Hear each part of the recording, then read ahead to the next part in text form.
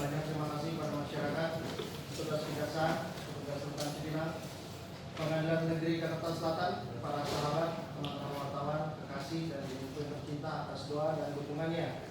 Saya diperlakukan dengan sangat baik dan penuh perhatian walaupun status saya sebagai terdakwa atau orang yang bersalah.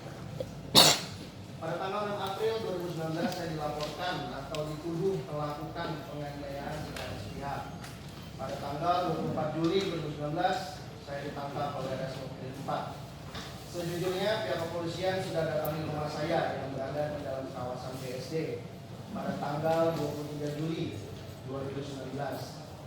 Tetapi saya tidak ada di rumah. Pada saat itu saya sedang membeli hewan kurban di wilayah Taman Palem. Informasi ini saya dapat dari polisinya langsung saat saya masih tertahan di Resmo, belum diturunkan ke Dipati. Di tanggal 24 Juli 2019 saya ditangkap di kawasan Setiabudi pada pukul 7 pagi.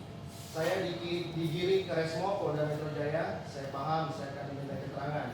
Hanya saja saya meminta kebijakan untuk menunggu lawyer saya datang. Sembari menunggu lawyer saya datang, saya sibuk dengan ponsel saya untuk mengabari pihak keluarga dan menghubungi lawyer untuk datang. Karena berhubung saya ditangkap pukul 7 pagi, pukul 7 pagi tidak ada satupun yang menjawab telepon saya. 1 jam kemudian baru dapat kabar bahwa ibu dan lawyer mengetahui saya berada di kantor polisi. Saya tidak tahu apa yang menyebabkan ponsel saya disita sementara oleh polisi. Saya sempat memohon untuk ponsel saya dikembalikan karena saya perlu memonitor keberadaan ibu dan lawyer saya sudah sampai mana.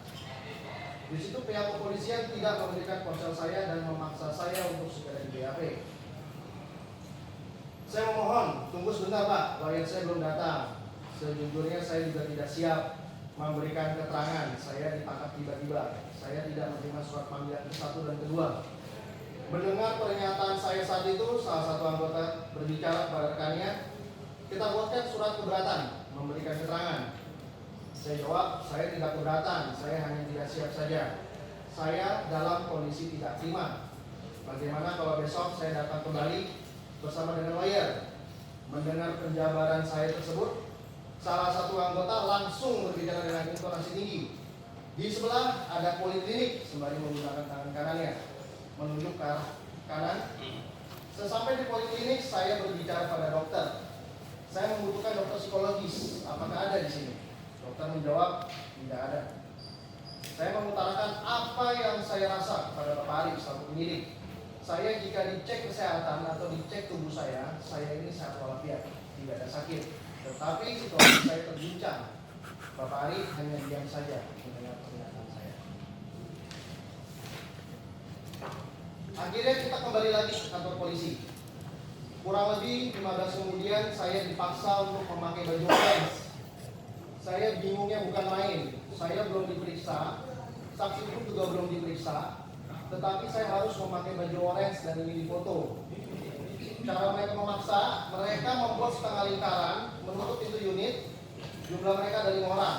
Saya benar-benar dipaksa. Tangan kiri saya sudah diarahkan untuk masuk lengan baju sebelah kiri, sehingga lengan baju tersebut sudah masuk ke bahu saya. Diperlakukan seperti itu, saya terus memohon dan bernegosiasi. Tidak begini caranya Pak, saya belum diperiksa. Segala upaya yang saya lakukan selalu dibantah dengan kata-kata, udah pakai aja, udah bukan pakai, kalau bicaranya kamu tidak kooperatif.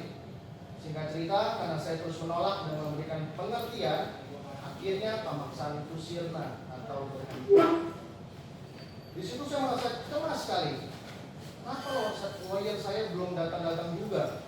Akhirnya Pak Ari mencoba BAP saya dengan cara mencicil. Dimulai dari pertanyaan seputar data diri saya, nama orang tua, alamat rumah. Tidak lama dari itu saya melihat semua orang sibuk memakai jaket. Saya tanya kepada Pak Ari, kenapa Pak? Kok teman-teman dari polisi tiba-tiba pada sibuk? Pak Ari bilang, kita mau press release sebentar lagi. Di situ Pak Ari memberikan pengertian yang menyejukkan hati.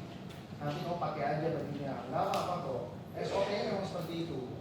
Kamu tidak perlu khawatir. Saya merasakan satu-satunya polisi yang mengerti keadaan saya hanyalah beliau. Tanpa pikir panjang, saya menuruti arahan darinya. Di saat press release yang membuat saya kagetnya bukan main, ketika mendengar pernyataan dari Humas Pasal 351 ayat 1, tersangka sudah kita periksa. Semua saksi sudah kita periksa. Di situ saya benar-benar tidak percaya. Pada kenyataannya, saya dan saksi belum diperiksa, tetapi saya sudah ditetapkan menjadi tersangka. Dapat kita buktikan bersama-sama jika kita melihat pemberitaan di media infotainment, media online, media TV, Kompas TV, NS TV, dan lain-lain. Ketika ada wartawan bertanya kepada Bapak Argo, alasan Kris memukul kenapa Pak? Di situ Pak Argo tidak bisa menjawab dan bertanya kepada saya, kenapa kamu memukul Kris? Di situ saya tidak menyalahkan Bapak Argo, wajar kalau beliau tidak tahu, karena pada kenyataannya saya dengan saksi Rahel dan Manda belum diperiksa. Setelah press release sudah usai, lawyer saya sudah datang dan saya sudah siap memberikan keterangan dalam BAP. Selama pemeriksaan, saya memberikan keterangan apa adanya, tidak ada yang ditutupi. Ketika menandatangani BAP, saya membaca sebuah kalimat bahwa saat ini saudara akan dimintai keterangan sebagai tersangka dalam perkara tindak penganiayaan sebagaimana dimaksud dalam pasal 351 KUHP. Saya sangat shock membaca pernyataan itu. Saya bertanya kepada Pak Ari, alasan mendasarnya apa Pak? Saya langsung ditetapkan jadi tersangka. Dijawabnya karena kamu mukul. Saya jelaskan, yang saya lakukan hanya pembelaan harta kesusilaan. Pacar saya dipegang-pegang oleh teman pelapor dan pelapor yang melakukan kontak fisik terlebih dahulu. Dia menarik bahu dan mendorong saya. Terlebih lagi pelapor melakukan provokasi. Saya dalam keadaan terancam Pak, dan ini konteksnya perkelahian. Karena saya sering bertanya kepada Pak Ari, sepertinya mengganggu anggota lain yang berada di dalam ruangan itu. Dia berbicara dengan Rogan Medan, mendengar Bapak Ari. Kau ini penyidik, harusnya kau yang bertanya, bukan dia. Setelah itu matanya mengarahkan ke saya. Kau itu penyidik apa bukan? Kau ini tersangka, diam saja, tidak usah banyak tanya. Di sini saya merasa yakin ada yang aneh dalam maksud saya. Saya langsung meminta bukti visum kepada penyidik dengan alasan saya ingin lihat saja, dan penyidik tidak bisa memperlihatkannya. Semua kejadian di atas berlangsung pada tanggal 24 Juli 2019. Pada pukul 10 malam saya dihadapkan dengan sebuah kertas penahanan. Di situ saya membaca tanggal 25 Juli dimulainya penahanan. Saya bilang, Pak, ini masih tanggal 24 Juli. Kenapa dibuatnya tanggal 25 Juli? Pak Ali menjawab, ya kan sebentar lagi tanggal 25 Juli. 2 jam lagi dibuat ganti tanggal. Mendengar itu saya hanya bisa tersenyum, menggelengkan kepala dan menandatangani surat tersebut. Pada tanggal 26 Juli 2019, tepatnya pukul 12 malam, ibu, sahabat, dan pacar saya memberikan kejutan ulang tahun saya yang ke-31 tahun. Mereka datang langsung ke respon dan mereka juga memberikan kabar bahwa ada video viral. Pelapor meledek saya dengan maksud mengucapkan happy birthday. Di sini saya simpulkan, pelapor sangat bahagia jika saya merayakan ulang tahun di dalam respon. Tibalah pada tanggal 24 Juli 2019, ibu saya bersama dengan Mbah Mijan melakukan pertemuan perdamaian dengan pelapor di kawasan Senopati, Notis. Di jam 10 malam, ibu saya dengan Mbah Mijan datang ke Resmob untuk memberi kabar hasil perdamaian itu. Tanpa disangka-sangka, keluar angka yang sangat tidak masuk akal. Pelapor meminta uang senilai 1 miliar rupiah atau saya lebih kelas Kris P21. Padahal ibu saya sudah menawarkan uang senilai 250 juta. Tetapi dia tolak mentah-mentah. Mendengar jumlah angka yang sangat besar, saya meminta bantuan penyidik sebagai penengah agar masalah ini dapat diselesaikan. Saya berani meminta bantuan penyidik karena dari polisi menyarankan kasus 351 dapat diselesaikan dengan cepat jika ada perdamaian dan pergantian rugi. Bukan pertolongan yang saya dapat, saya langsung diturunkan ke Ditati Polda Metro Jaya. Ibu saya dan Mbak Mijan juga kaget. Ada apa ini? Apa kita ada salah ngomong? Itu ya diutarakan.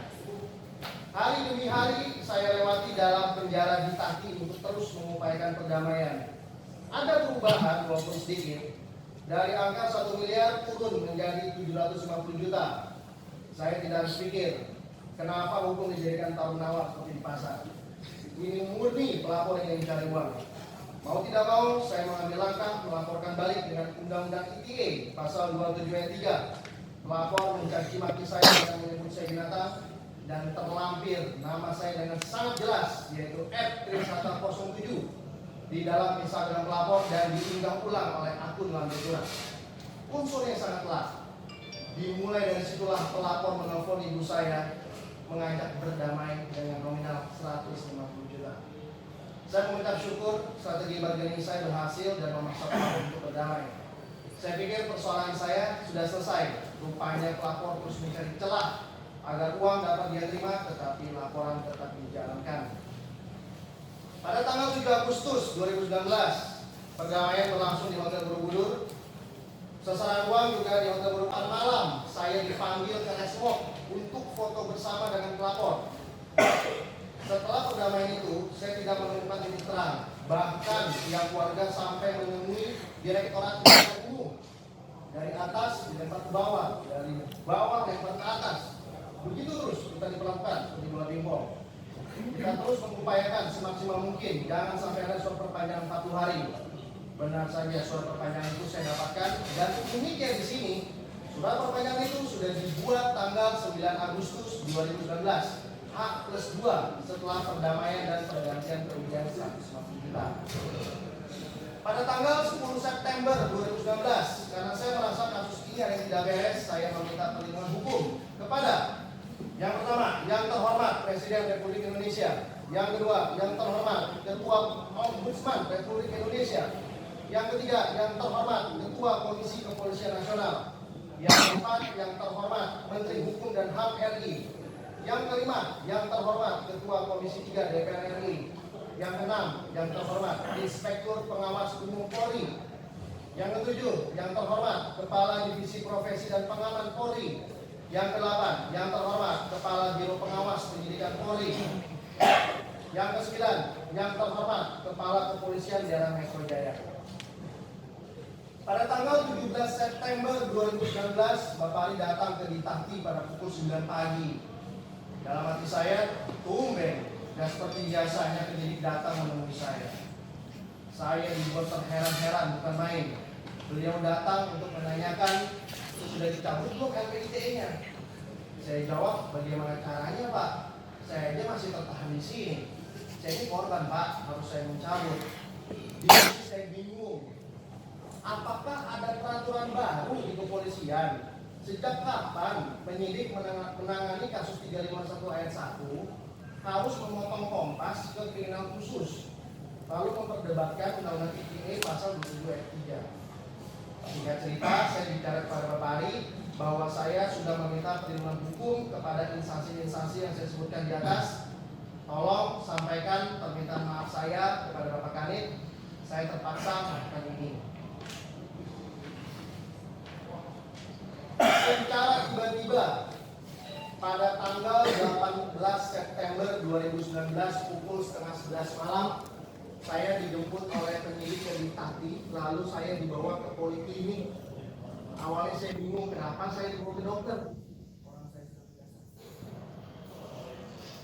Sesampai di poliklinik, dokter juga bingung menanyakan pada penyidik, ada apa Pak datang malam-malam? Ada tangan baru masuk. Penyidik menjawab, ingin cek kesehatan untuk P21 besok. Di situ saya baru mengetahui besok saya akan P21. Alhasil dokter tidak bisa menerima karena waktu sudah malam. Besok pagi saja datang sini lagi. Terbukti pada tanggal 19 September 2019 berkas saya dilimpahkan ke Kejaksaan Negeri Jakarta Selatan. Seluruh staf Kejaksaan bingung dengan kedatangan saya. Saya sampai di Kejaksaan pukul 1 siang, lalu baru bisa bertemu dengan Ibu Badriah pada pukul 4 sore. Dan Ibu Badriah sendiri yang menyampaikan ke saya bahwa kita pihak Kejaksaan tidak tahu Trisata akan datang hari ini. Semua serba mendadak, tidak ada pemberitahuan. Untuk Ibu Majelis Hakim yang saya muliakan, saya mohon jangan hukum saya. Kejadian ini benar-benar tidak terencana. Saya murni melakukan pembelaan terhadap wanita yang saya cintai. Saya selalu ingat amanah dari Ibu Rahel. Nakris, tolong jaga Rahel baik-baik mau bagaimanapun situasinya. Di dalam nota pembelaan saya kali ini tidak ada maksud sedikit pun untuk menjelekkan atau mencemarkan nama baik suatu instansi. Saya hanya mencurahkan isi hati saya di dalam ruang persidangan ini. Justru mari kita sama-sama memperbaiki atau membenahi sistem pendidikan, sistem pemeriksaan, sistem penangkapan di negeri ini. Sebagai penutup, para jaksa penuntut umum, hakim ketua, dan hakim anggota yang saya muliakan, percayalah, saya ini adalah korban kriminalisasi. Jika memang pembelaan yang saya lakukan terhadap kaum wanita dianggap salah di mata negara, saya siap menerima hukuman yang seberat-beratnya dan berjanji tidak